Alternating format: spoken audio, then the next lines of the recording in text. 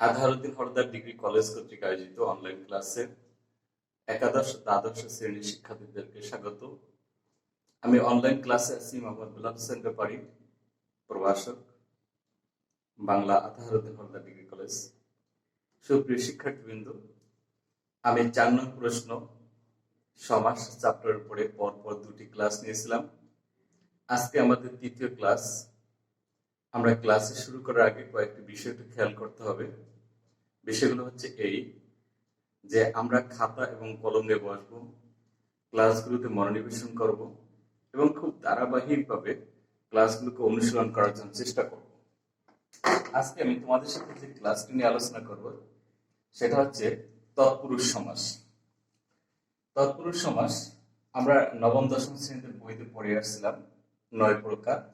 আমি এখানে তোমাদের সাথে আলোচনা করব এই 9টি প্রকার নিয়ে। আমি শুধুমাত্র এখানে কিছু টেকনিক বা কৌশল নিয়ে আলোচনা করতে চাই। সবাই একটু মনোনিবেশন করলে ক্লাসটা অত্যন্ত ফলপ্রসূ হবে। আমি লিখলাম 3.1। প্রথম লিখলাম পূর্ব পদে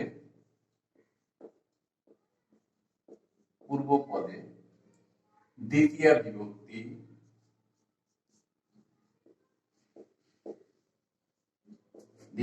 গুলো কি কি ব্র্যাকেটে লিখে দিলাম। এ রে এ রে লোপ পেলে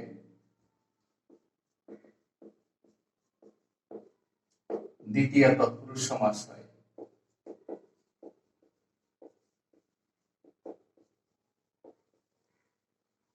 দ্বিতীয় তৎপুরুষ সমাস হয়। এক্ষেত্রে আমি একটা উদাহরণ দিচ্ছি। এই যে দুঃখ প্রাপ্ত, এখানে ব্যাস বাক্য হচ্ছে দুঃখকে প্রাপ্ত। এটা দ্বিতীয় তৎপুরুষ সমাসের উদাহরণ। আমরা এখানে কি দেখতে পাচ্ছি? ব্যাস বাক্যে কে বিভক্তি আছে, কিন্তু সমস্ত পদে সেই বিভক্তিটি নেই। সমস্ত পদে পূর্ব পদে। একই রকম 3.2 লিখলাম পূর্ব পদে তৃতীয় বিভক্তি বিভক্তিগুলো হচ্ছে দ্বারা, দিয়া, দিয়ে, কর্তৃক।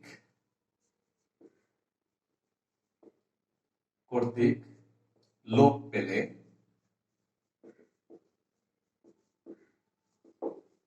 তৃতীয় তৎপুরুষ সমাস হয়।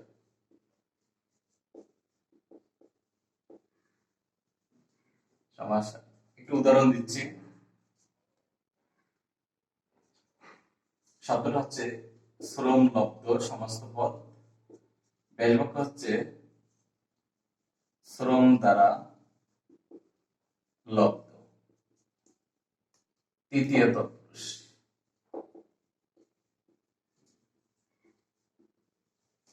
3.3 এটা হচ্ছে পূর্ব পদে চতুর্থী বিভক্তি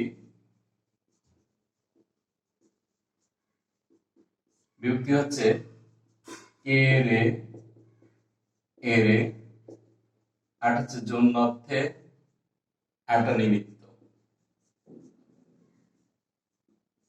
লোপ পেলে চতুর্থী তৎপুরুষ সমাস হয়।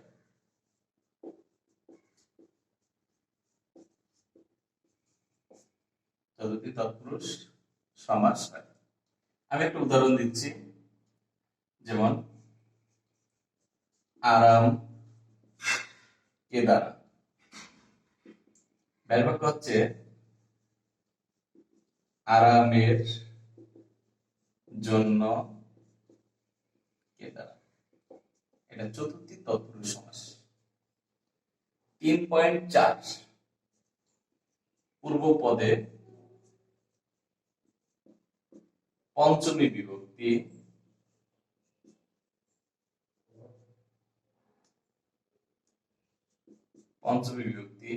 বিভক্তিগুলো কি কি? হতে, বা হইতে, থেকে, চেয়ে, অপেক্ষা। ঠিক আছে, লোপ পেলে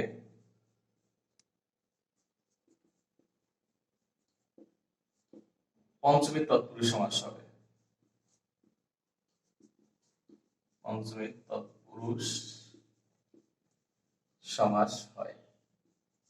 একটু উদাহরণ দিচ্ছি। বিলাত ফেরত সমান কি হবে? বিলাত হতে ফেরত, পঞ্চমী তৎপুরুষ সমাস। ঠিক আছে, এই যে পঞ্চমী তৎপুরুষ সমাস পর্যন্ত তৎপুরুষ সমাসের আমি মাত্র 4টা কৌশল এখানে লিখে দিয়েছি। এরপর আমরা শুরু করব তারপরের কৌশলটি। এই 4টা আরেকবার বলছি। পূর্বপদের দ্বিতীয় বিভক্তি এরে এরে হলে দ্বিতীয় তৎপুরুষ সমাস হবে। পূর্বপদের তৃতীয় বিভক্তি দ্বারা দিয়ে দিয়ে কর্তৃক হলে তৃতীয় তৎপুরুষ সমাস। পূর্বপদের চতুর্থ বিভক্তি কেড়ে এর জন্য নিমিত্ত হলে চতুর্থী তৎপুরুষ সমাস। পূর্বপদে পঞ্চমী বিভক্তি হতে, থেকে, চেয়ে, অপেক্ষা হলে পঞ্চমী তৎপুরুষ সমাস হবে। তারপর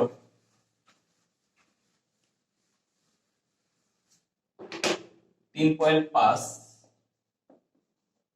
পূর্বপদে ষষ্ঠী বিভক্তি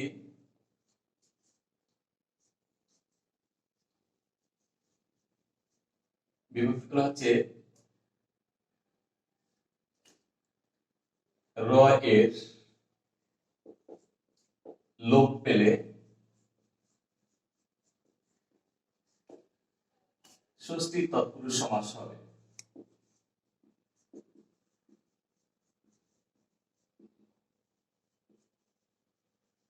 সমাস হয়। এর একটি উদাহরণ দিচ্ছি। শব্দটি হচ্ছে কবি গুরু, ব্যাপক হচ্ছে কবিদের গুরু, এটা হচ্ছে ষষ্ঠী তৎপুরুষ। আমরা 3.6 পূর্ব পদে সপ্তমী বিভক্তি বিভক্তিগুলো হচ্ছে এ অন্তস্থ তে লোপ পেলে সপ্তমী তৎপুরুষ সমাস হয়।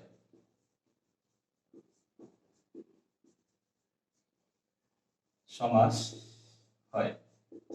একটা উদাহরণ দিচ্ছি। গাছ পাকা, ব্যয় বাক্য হচ্ছে গাছে পাকা, এটা হচ্ছে সপ্তমী তৎপুরুষ।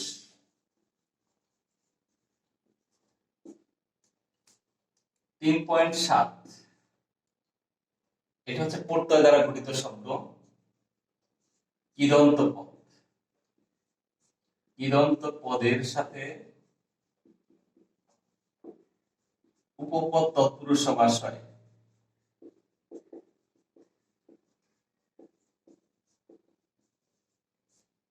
উপপদ তৎপুরুষ সমাস হয়। একটি উদাহরণ দিচ্ছি। মনোহারিণী, ব্যয় বাক্য হচ্ছে মন হরণ করে যে, এটা হচ্ছে উপপদ তৎপুরুষ। আচ্ছা, আরেকটি 3.8 এটা হচ্ছে পূর্ব পদে না সূচক অব্যয় হলে। পূর্ব পদে না সূচক অব্যয় অর্থাৎ ন না নেই অব্যয় হলে নয় তৎপুরুষ সমাস হয়।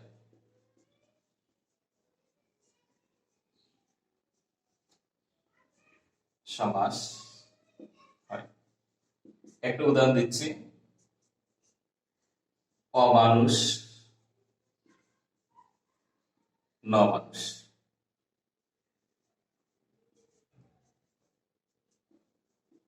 নইন তৎপুরুষ।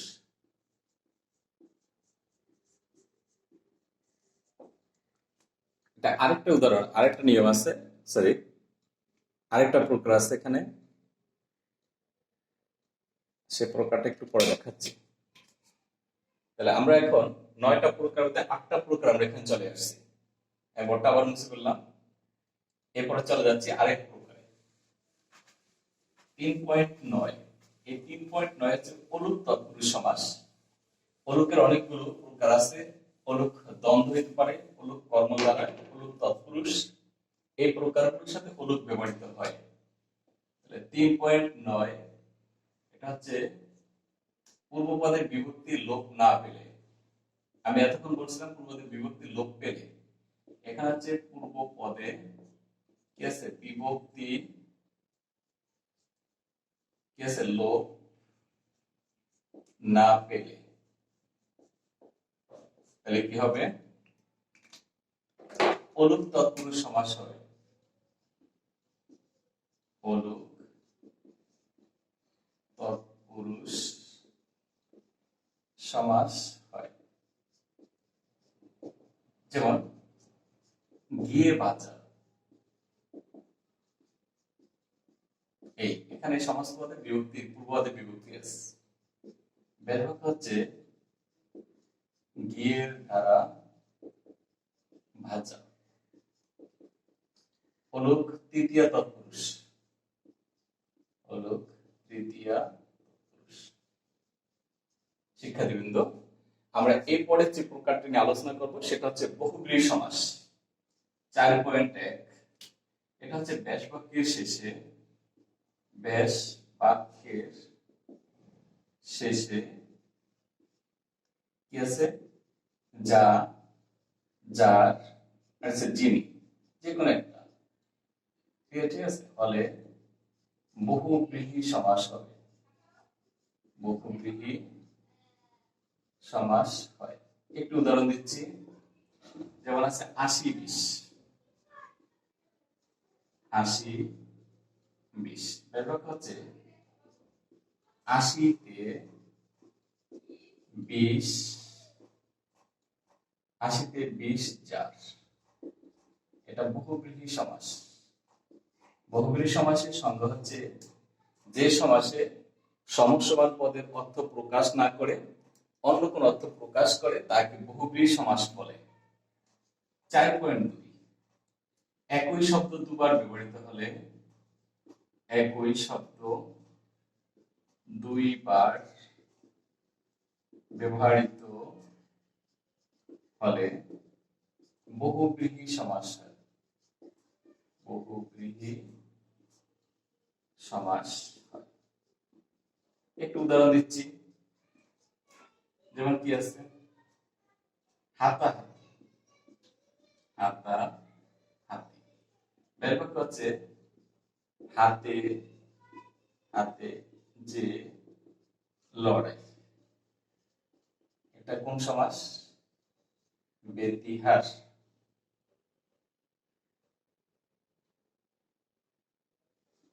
ব্যতিহার, ব্যতিহার বহুব্রীহি সমাস। ব্যতিহার বহুব্রীহি। 4.3, পূর্বপদের সংখ্যাবাচক শব্দ,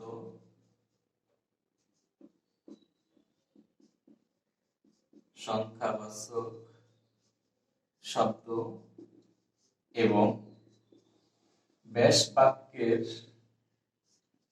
শেষে যে, যা, যার হলে সংখ্যাবাচক বহুব্রীহি সমাস হবে।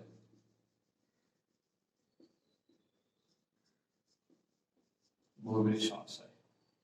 যেমন 12 হাতি, 12 হাত পরিমাণ যার, সংখ্যাবাচক বহুব্রীহি সমাস। শিক্ষার্থীবৃন্দ, আমরা এরপরে বহুব্রীহি সমাসের চতুর্থ প্রকার নিয়ে আলোচনা করব। আমরা এটা মুছে ফেললাম। আগামী ক্লাসে ইনশাআল্লাহ আমরা অনুশীলনের কার্যক্রমগুলো শুরু করব। এই উদাহরণগুলোর প্রয়োগটা দেখাবো আগামী ক্লাসে। আচ্ছা, 4.4 পূর্ব পদে না সূচক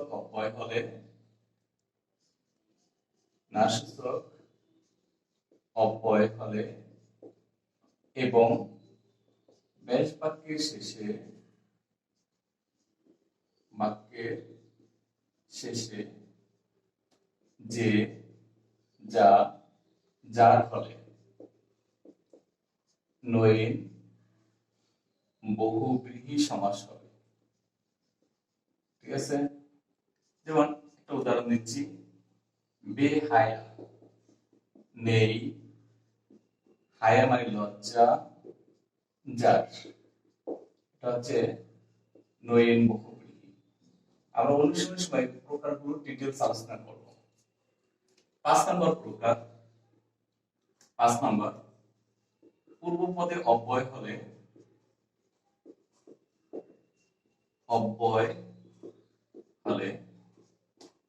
এবং অব্যয়ের অর্থ প্রদান হলে, অব্যয়ের অর্থ প্রধান হলে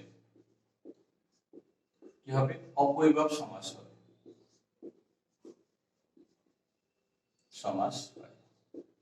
একটি উদাহরণ দিচ্ছি, যেমন হচ্ছে আজীবন, ব্যাপক হচ্ছে জীবন পর্যন্ত, এটা অব্যয়ীভাব সমাসের উদাহরণ। 6 নম্বর নিয়ম, পূর্ব পদে সংখ্যাবাচক শব্দ, এগুলো কোনো প্রকার নেই, পূর্ব পদে সংখ্যাবাচক শব্দ এবং ব্যাস বাক্যের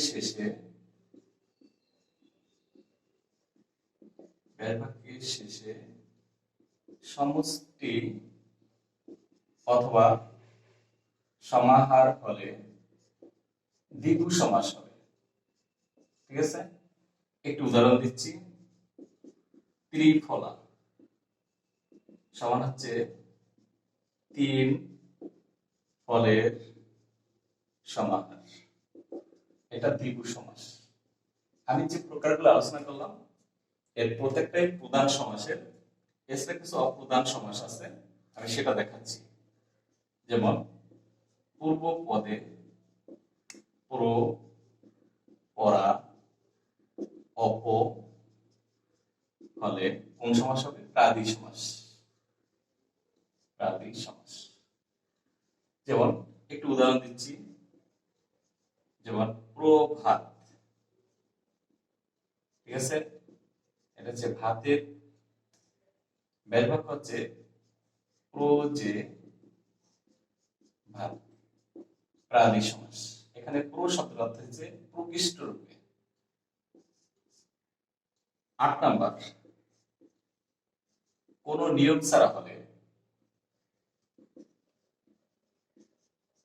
যদি কোনো নিয়ম ছাড়া হয় তাহলে সেটা হবে নিত্য সমাস।